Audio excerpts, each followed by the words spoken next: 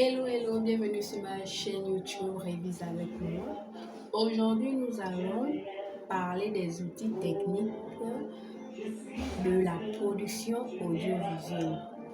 Parmi les outils techniques de la production audiovisuelle, nous avons le cadrage, le mouvement de caméra, les angles de prise de vue, les expositions ou encore appeler les lumières.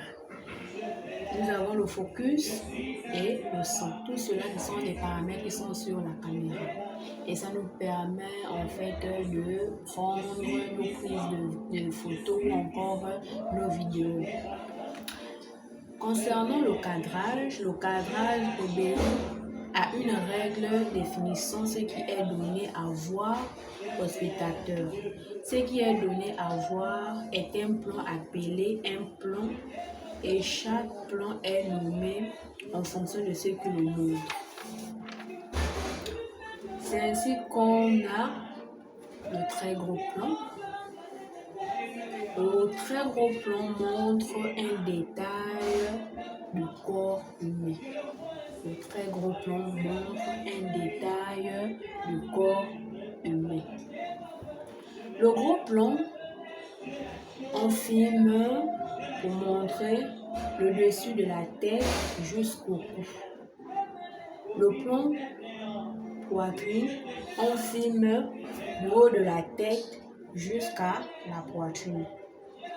Le plan rapproché taille, on filme du haut de la tête jusqu'à la taille.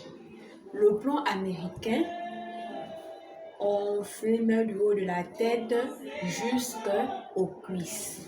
Le plan général, du moins, on le filme de la tête jusqu'aux orteils. Le plan demi-ensemble, il montre une partie du décor ou encore l'action qui va se passer. Et le plan d'ensemble, il montre l'ensemble du panorama ou encore du décor. Alors nous avons 8 plans, je vais les résumer. Le très gros plan, le gros plan, le plan poitrine, le plan rapproché taille, le plan américain, le plan général, le plan de demi-ensemble et le plan d'ensemble. Ces gros plans nous permettent de faire nos vidéos, encore de faire nos photos. Nous allons retenir sur ce que 6 plans, à savoir le gros plan, le très gros plan, le plan poitrine, le plan taille et le plan général et le plan de demi-ensemble. Ces plans peuvent durer minimum 15 secondes. Et nous allons parler également des mouvements de caméra. Il existe 2 mouvements de caméra, à savoir le panoramique,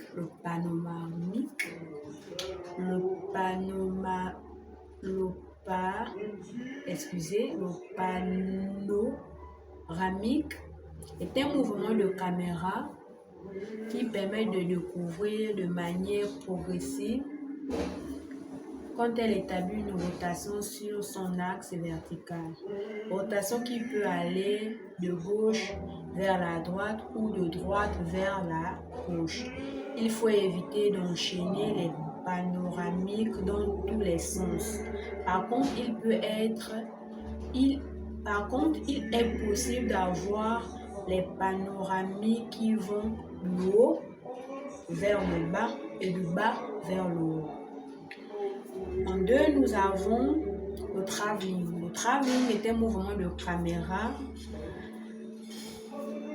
où la caméra est posée sur un rail pour accompagner le déplacement de l'auteur. Il existe un travelling latéral au cours duquel le dispositif de prise de vue se déplace en même temps que le personnage ou en même temps que ce qui est filmé. Mais il existe également un travelling avant qui va permettre à la caméra de se rapprocher du sujet. Mais aussi un travelling arrière qui permet à la caméra de s'éloigner du sujet. Les mouvements de caméra aujourd'hui, panoramique, travelling, sont de plus en plus automatisés ou faits avec des dispositifs innovants. D'autres outils, il existe 3 angles de vue, 3 angles de prise de vue, 3 angles de prise de vue.